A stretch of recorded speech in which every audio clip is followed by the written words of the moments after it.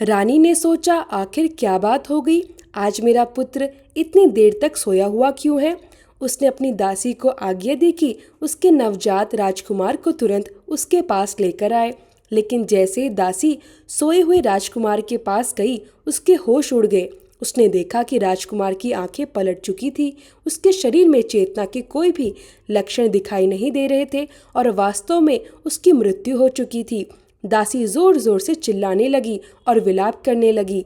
राजमहल में सभी लोग एकत्रित हो गए और संपूर्ण राज्य शोक के सागर में डूब गया। लेकिन आखिर कौन था वह नवजात शिशु? उसकी मृत्यु किस प्रकार हुई, या फिर किसी ने उसकी हत्या की थी? चलिए आज इस रहस्य को उजागर करते हैं और पवित्र पुरुषोत्तम मास में सुनते हैं श्रीमद् भागवत का यह अत्यंत सुंदर कथा प्रसंग। हरे कृष्ण, राधे राधे। अत्यंत पवित्र पुरुषोत्तम मास में श्रीमद् भागवत कथा के पिछले भाग में हमने सुना कि महान वृत्तासुर असुर मृत्यु को प्राप्त हुआ और भगवान का धाम भी प्राप्त कर लिया। लेकिन क्या आपके मन में यह प्रश्न आया कि असुर कुल में जन्म लेने के बाद भी वृत्तासुर भगवान का इतना महान भक्त कैसे बना? ऐसा ही प्रश्न महाराज परीक्षित ने श्री सुखदेव गोस्वामी से पूछा था। महाराज परीक्षित ने श्री सुखदेव गोस्वामी से कहा, हे ब्राह्मण देव, रजोगुण और तमोगुण में रहने के कारण सामान्य रूप से असुर पाप कर्मों में ही लिप्त रहते हैं, तो फिर केवल वृत्तासुर को इतनी उच्च अवस्था कैसे प्राप्त हुई? इसके उत्तर में श्री सुखदेव गोस्वामी बोले, हे राजन, अब मैं आपको वह इतिहास सुनाऊंगा जिसे मैंने व्यासदेव, नारद तथा देवल जैसे महान ऋषियों से सुना था। यह कहकर सुखदेव गोस्वामी ने वृत्तासुर के पूर्व जन्म की कथा कहना प्रारंभ किया। यह उस समय की बात है जब चित्रकेतु नाम के एक महान पराक्रमी राजा सूरसेन प्रांत से इस संपूर्ण पृथ्वी पर राज्य किया करते थे। महाराज चित्रकेतु का जन्म एक राज परिवार में हुआ था। वह अत्यंत विद्वान, ऐश्वर्यशाली और धार्मिक स्वभाव के थे।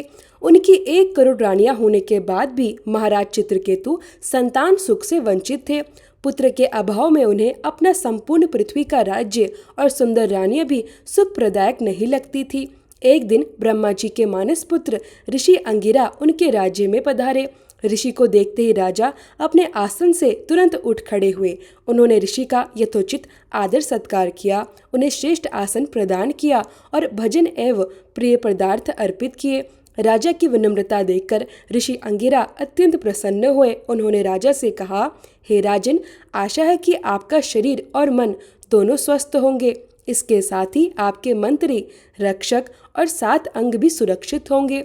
लेकिन मैं देख रहा हूँ कि आपका मन कहीं ना कहीं असंतुष्ट और उद्विग्न है। बताइए, इसके पीछे क्या कारण है? ऋषि अंगिरा के प्रेम पूर्ण वचनों को सुनकर राजा चित्रकेतु बोले, हे महर्षि, आप तो त्रिकालदर्शी हैं। जिस प्रकार भूख और प्यास से व्याकुल व्यक्ति को सुगंधित पुष्पों की माला और चंदन का लेप भी सुख नहीं दे सकता, उसी प्रकार पुत्र के अभाव में यह निष्कंटक पृथ्वी का राज्य भी मुझे तनिक सुख नहीं दे पा रहा है। हे ऋषिवर, कृपया करके मुझे एक पुत्र प्रदान कीजिए और मुझे तथा मेरे पूर्वजों को नरक में गिरने से बचा लीजिए। राजा के प्रति दयालु होकर ऋषि अंगिरा ने एक विशेष यज्ञ का आयोजन किया। उस यज्ञ में त्वष्टा देवता को खीर का भोग लगाया गया और फिर उसी खीर को प्रसाद रूप में राजा चित्रकेतु की पटरानी कृतघूति को दिया गया। उस समय ऋषि अंगिरा ने राजा से कहा, हे राजा, यह पुत्र आपके लिए हर्ष और शोक दोनों का कारण बनेगा, इसलिए इसका नाम होगा हर्ष शोक। इतना कहकर ऋषि वहां से चले गए। कुछ समय बाद रानी ने एक सुंदर राजकुमार को जन्म दिया। संपूर्ण राज्य में मानो खुशी की लहर दौड़ गई। राजा चित्रकेतु की प्रसन्नता की कोई सीमा ही नहीं रही। उन्होंने ब्राह्मणों को विपुल मात्रा में धन, सोना, चांदी, आभूषण और 60 करोड़ गायें दान में दी। सभी प्रजाजनों को भी उनकी इच्छा अनुसार उपहार प्रदान किए गए। अब राजा चित्रकेतु अत्यंत सावधानी पूर्वक अपने नवजात पुत्र का लालन पालन करने लगे। पुत्र प्राप्त होने के कारण अब राजा अपनी पत्नी कृतधूति को विशेष समय और सम्मान देने लगे थे। यह देखकर राजा की अन्य रानियों के मन में ईर्ष्या का भाव उत्पन्न होने लगा। राजा अब उनके प्रति उपेक्षित रहने लगे थे। यह बात उन रानियों को भीतर ही भीतर जलाने लगी। धीरे धीरे इस पुत्र को लेकर उनके मन में ईर्ष्या इतनी तीव्र हो गई कि एक दिन उन सब ने मिलकर एक अत्यंत जघन्य पाप कर्म कर डाला। एक दिन दोपहर के समय रानी अपने नवजात पुत्र को सुलाकर राजमहल में टहल रही थी। बहुत समय बीत जाने के बाद भी जब राजकुमार नहीं उठा तो उसने अपनी दासी को बुलाया और कहा कि जाकर राजकुमार को उसके पास ले आए। जब दासी उस नवजात बालक के पालने के पास पहुंची तो वह अचानक जोर से चिल्ला उठी। उसने देखा कि वह राजकुमार मृतप्राय पड़ा हुआ था। उसकी आंखें पलट चुकी थी और शरीर में प्राणों के कोई लक्षण नहीं दिखाई दे रहे थे, और उसकी हत्या करने वाला और कोई नहीं बल्कि राजा की ईर्ष्या से ग्रस्त अन्य रानियां ही थी, जिन्होंने उस मासूम राजकुमार को विष दे दिया था। यह देखकर दासी जोर जोर से विलाप करने लगी। बालक की मृत्यु का समाचार तीव्र गति से पूरे राजमहल और फिर संपूर्ण राज्य में फैल गया। राजा चित्रकेतु और रानी कृतधूति ने अपने प्राणों से भी बढ़कर प्रिय पुत्र को खो दिया। दोनों ही भूमि पर गिरकर विलाप करने लगे। अपने भाग्य पर शोक करते हुए उनका रो रोकर बुरा हाल हो गया। ऐसा प्रतीत हो रहा था मानो महाराज चित्रकेतु उसी क्षण अपने प्राण त्याग देंगे। उसी समय वहां ऋषि अंगिरा और देवऋषि नारद पधारे। राजा अपने मृत पुत्र के पास ऐसे बैठे हुए थे मानो उसने मृत्यु का रूप धारण कर लिया हो। राजा को इस प्रकार अत्यंत शोक में डूबा देखकर ऋषि अंगिरा ने बड़े शांत स्वर में कहा, हे राजन, इस मृत शरीर का वास्तव में तुम्हारे साथ क्या संबंध है? यह भौतिक संसार और इसमें रहने वाले सभी जीव क्षणभंगुर है। पिता पुत्र का यह संबंध भी केवल कुछ समय के लिए ही होता है, इसलिए इस अस्थायी संबंध के लिए इतना शोक करना उचित नहीं है। आप जैसे महान पुरुष जो भगवान की भक्ति के अधिकारी हैं, उनके लिए सर्वथा अनुचित है कि वे किसी भौतिक वस्तु अथवा व्यक्ति के लिए इस प्रकार शोक करे। इस प्रकार ऋषि अंगिरा ने राजा चित्रकेतु को दिव्य ज्ञान देकर उन्हें समझाने का प्रयास किया। फिर देवऋषि नारद ने अपनी योग शक्ति से सबके सामने उस मृत बालक के शरीर में पुनः प्राणों का संचार कर दिया। इसके बाद नारद मुनि ने उस जीव आत्मा से कहा, हे जीव, देखो, तुम्हारे चले जाने से तुम्हारे माता पिता कितने अधिक शोक में डूबे हुए हैं। यदि तुम चाहो तो पुनः इस शरीर में प्रवेश कर सकते हो और अपने परिवार के साथ शेष जीवन का सुखपूर्वक आनंद ले सकते हो। अब देखिए, जैसे ही नारद मुनि के ये वचन समाप्त हुए, उस मृत पुत्र के शरीर में प्रवेश करने के बाद वह जीव आत्मा बोलने लगा, अपने पूर्व कर्मों के अनुसार मैं यह जीव आत्मा एक शरीर से दूसरे शरीर में निरंतर यात्रा कर रहा हूँ। मैंने देवताओं के शरीर धारण किए हैं, मनुष्य योनि में जन्म लिया है, पशुओं के शरीर में भी रहा हूँ और वृक्षों के शरीर में भी प्रवेश किया है। ये लोग कौन से जन्म में मेरे माता पिता थे? वास्तव में जीव आत्मा का किसी भी माता पिता से स्थायी संबंध नहीं होता, इसलिए किसी को भी इस विषय में अत्यधिक शोक नहीं करना चाहिए। इस प्रकार गहन उपदेश देकर वह जीव आत्मा फिर से उस शरीर को छोड़कर चले गई। जब राजा चित्रकेतु और रानी कृतधूति ने यह दिव्य ज्ञान सुना, तब धीरे धीरे उनका मन शांत होने लगा और उन्होंने शोक करना बंद कर दिया। इसके बाद राजा ने ब्राह्मणों के निर्देशन में अपने पुत्र का अंतिम संस्कार कराया, अपने पितरों का तर्पण दिया और फिर अत्यंत श्रद्धा के साथ ऋषि अंगिरा तथा देवऋषि नारद की विशेष पूजा की।